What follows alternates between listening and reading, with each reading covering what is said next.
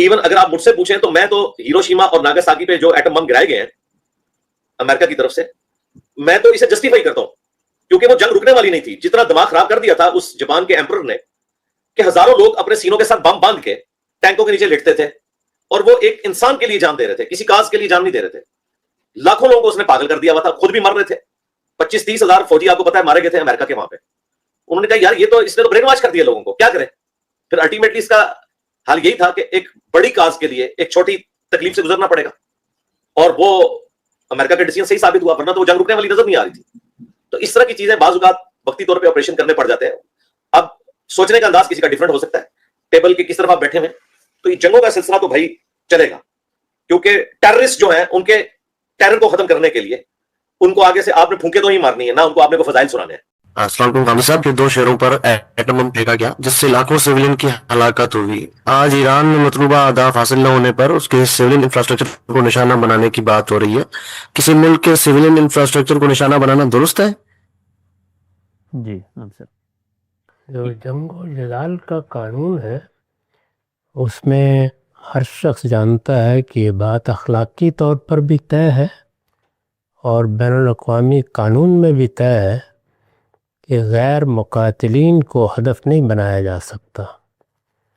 جو نان کمبیٹنٹس ہیں ان کے خلاف کوئی اقدام بھی کیا جائے گا تو یہ من جملہ جنگی جرائم ہوگا. اسی طرح شہر، آبادیاں، ان کی سڑکیں، ان کے ہسپتال، ان کے پل، یہ سب چیزیں نان کمبیٹنٹس کی ہیں، غیر مقاتلین کی ہیں. ان کو بھی کوئی نقصان نہیں پہنچایا جا سکتا. اس وجہ سے اگر ہیروشیما اور ناگاساکی پر غیر مقاتلین ہدف بنے تو وہ بھی ایک جنگی جرم تھا، اور اس طرح کے کسی اقدام کو اگر اب روا رکھا جائے گا تو وہ بھی ایک جنگی جرم ہوگا. جی شاہ صاحب، اس میں یہ بات بھی کہی جاتی ہے کہ جو دوسرا ملک ہے اگر وہ اس چیز کا احترام نہیں کرتا، مثال کے طور پہ جو مشرق وسطیٰ کے ممالک ہیں جیسے امارات ہے اور سعودی عرب ہے، وہ بھی جنگ میں ان کے مطابق براہ راست شریک نہیں ہیں، لیکن دوسرا فریق جب اس کی رعایت نہیں کر رہا تو اس پس منظر میں جو جارح قوتیں ہیں ان کو کیا یہ جواز نہیں مل جاتا کہ جب ایک فریق اس کی رعایت نہیں کر رہا تو پھر دوسرا کیوں کرے؟ جو چیز غلط ہے وہ ہر حال میں غلط ہے. اخلاقی اصول تو اپنی اصل حیثیت میں قابل نفاذ بھی ہوں گے اور ان کا لحاظ بھی رکھا جائے گا. اگر کسی ایک فریق نے ان اصولوں کی خلاف ورزی کی ہے تو اس نے بھی جرم کا ارتکاب کیا ہے. اس پر میں اس سے پہلے تبصرہ کر چکا ہوں کہ جو ملک شریک جنگ نہیں ہے یا انہوں نے واضح طور پر بتا دیا ہے کہ ہمارے ہاں کی کوئی چیز استعمال نہیں ہو رہی، تو جب تک آپ کے پاس صریح شواہد نہ ہوں ان کے خلاف بھی ایسا اقدام جنگی جرم ہے.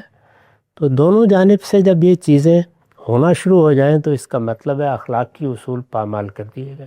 رامبی صاحب، میرے اسی سے متعلق سوال تھا جو آپ ابھی ڈسکس کر رہے ہیں پہلے سوال میں، کہ اس میں یہ میں سن رہا تھا مذہبی مبلغین تھے، اس کا میں ان کا کلپ سن رہا تھا جو ہمارے محمد علی مرزا صاحب ہیں، انہوں نے بتایا کہ جو امریکہ کی طرف سے ہیروشیما ناگاساکی پہ حملہ ہوا، اگر آپ مجھ سے پوچھے تو میں تو اس کو جسٹیفائی کرتا ہوں، کیونکہ اس میں جاپان کا ایک ایمپرر جس نے برین واش کر دیا تھا لوگوں کا، اور وہ اپنے سینے سے بم باندھ کے جو ہے سوسائڈ بامبنگ کرتے تھے اور اتنے فوجی ہلاک کر دیا، اور بھی ان کے عزائم تھے.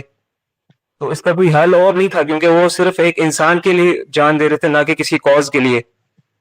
تو اس لیے انہوں نے جو کچھ کیا اس کی، اور وہ ثابت بھی ہو گیا کہ وہ جنگ رک گئی، اس کی جو بم جب مارا گیا اس کی وجہ سے جنگ رک گئی، تو وہ ثابت بھی ہو گیا. تو بعض کا یہ ایکشن لینا پڑتا ہے، تو میں تو اس کو جسٹیفائی کرتا ہوں. تو جب مذہبی مبلغین اس طرح کے بیان دیں گے تو اس پہ کیسی صورتحال. اور دوسرا جو ڈیٹرنس کے لیے جو رکھا جاتا ہے ایٹم بم، اس میں آپ کا سید علی خامنئی والا ہی موقف ہے کہ ڈیٹرنس کے لیے بھی نہیں رکھ سکتے، جبکہ قرآن میں حکم ہے کہ ڈیٹرنس قائم رکھو. تو ابھی تو ڈیٹرنس قائم نہیں ہوتی اگر ایٹم بم نہ ہو، یہ ثابت بھی ہو گیا. جی واضح ہے. میں نے یہی عرض کیا ہے کہ اخلاقی اصول تو ابدی ہوتے ہیں، ان میں کوئی ترمیم و تغیر نہیں کیا جاتا ہے. چنانچہ یہ بات طے ہے کہ غیر مقاتلین کے خلاف کوئی اقدام نہیں کیا جا سکتا۔ اب یہ سوال پیدا ہوا کہ خلاف ورزی کر دی گئی ہے اور ہم کسی اضطرار میں مبتلا ہو گئے ہیں، تو یہ ایک عذر ہے۔ کوئی شخص کسی حرام کام کا ارتکاب کرتا ہے تو وہ اپنا عذر پیش کر سکتا ہے، اس عذر کے بارے میں آپ فیصلہ کر سکتے ہیں کہ وہ قابل قبول ہے یا نہیں ہے۔ تاہم اس طرح کے آزار محض پیش کر دینے کے لیے نہیں ہوتے، ان کا بہت دقت نظر سے جائزہ لینا چاہیے۔ کیا فی الواقع وہ عذر بنتے ہیں؟ کیا ان کو قبول کیا جا سکتا ہے؟ کیا اتنے بڑے پیمانے پر انسانوں کی بربادی ایسے گوارا کی جا سکتی ہے؟ تو اخلاقی اصول کبھی تبدیل نہیں ہوتے، وہ اپنی جگہ ہیں۔ غیر مقاتلین کے خلاف، نان کمبیٹنٹس کے خلاف یا ان کے بنائے ہوئے انفراسٹرکچر کے خلاف کوئی اقدام آپ نہیں کر سکتے۔ اصول یہی رہے گا۔ اس وجہ سے جتنے بھی میس ڈسٹرکشن کے ہتھیار ہیں وہ اصلاً بالکل ناجائز ہیں۔ اب آپ کے اصرارات ہیں، وہ آپ دنیا کی عدالت میں بھی پیش کریں اور وہ خدا کی بارگاہ میں بھی پیش کر دیں۔ ہم سے جب پوچھا جائے گا تو ہم یہی کہیں گے۔ جی ہم سے اس میں ایک چیز کی وضاحت کیجیے گا، جب آپ کہتے ہیں نان کمبیٹنٹس، تو یہ بھی پچھلے دنوں جب پاکستان نے افغانستان پہ حملہ کیا تو وہاں پر بھی یہ بحث ہوئی اور کہا گیا کہ بھئی ایک ملک کی جو عوام ہیں وہ اصل میں اس طریقے سے ڈٹیچ نہیں ہوئے، بلکہ وہ ایک کاز کے ساتھ اس کی حمایت میں پس پردہ کھڑے ہوئے ہیں۔ تو اگرچہ بظاہر تو وہ اسلحہ نہیں اٹھا رہے، لیکن جو اسلحہ اٹھا رہے ہیں وہ ان کے حامی و ناصر بن کے کھڑے ہوئے ہیں۔ تو یہ نان کمبیٹنٹ کی کیسے تعریف کی جائے گی کہ ڈائریکٹلی وہ کمبیٹنٹ نہ ہو؟ اگر انڈائریکٹلی وہ کمبیٹنٹ بن جاتا ہے، جیسے کہ یہاں بھی کہا جاتا ہے کہ بھئی ایک رژیم ہے جو ایک خاص نظریہ رکھتی ہے اور جو وہاں کے لوگ ہیں وہ اس کی سپورٹ کر رہے ہیں، تو اس میں کمبیٹنٹ نان کمبیٹنٹ بالکل واضح نہیں رہتا؟ نہیں، بالکل واضح ہے، ہمیشہ سے واضح ہے، یہاں تک کہ وہ لڑنے والا آدمی جو میدان میں کھڑا تھا، مار رہا تھا آپ کو، اس نے ہتھیار پھینک دیے، وہ بھی نان کمبیٹنٹ ہے۔ اس کے بعد اسے بھی صرف قیدی بنایا جا سکتا ہے، اس کے خلاف کوئی اقدام نہیں کیا جا سکتا۔ نقطہ واضح ہو گیا، آگے بڑھاتے ہیں۔ جاپان میں بچہ بھی تو مرے نا، وہ تو نان کمبیٹنٹ تھے وہ تو۔ جاپان میں کہتے ہیں ہم سب جو ہیروشیما ناگاساکی پہ ہوا، اور اس میں چونکہ پوری قوم ہی وہاں پر آمادہ جنگ تھی، تو اس صورتحال میں پھر کیا دوسرا چارہ رہ جاتا؟ یہ بات کہنا آسان نہیں ہوتا، پوری قوم آمادہ جنگ ہے، یعنی اس وقت کیا امریکہ میں پوری قوم آمادہ جنگ ہے؟ اور ایران میں آپ نے جا کے دیکھ لیا کہ پوری قوم آمادہ جنگ ہے؟ نہیں، اس طرح کے آزار پیش کرنے کی بجائے وہی اصول ہے جو ہمیشہ سے طے ہے، اور وہ صرف اخلاقی اصول ہی نہیں ہے، بین الاقوامی قانون میں بھی اس کو متعین کر دیا گیا ہے کہ کسی ایسے معاملے میں آپ کوئی اقدام نہیں کر سکتے جس کا اثر نان کمبیٹنٹس پر پڑتا ہے۔ ہاں، کسی جگہ کوئی اضطرار پیش آ گیا، مجبوری پیش آ گئی، وہ ایک عذر ہے، وہ عذر لوگ پیش کریں دنیا کے ساتھ۔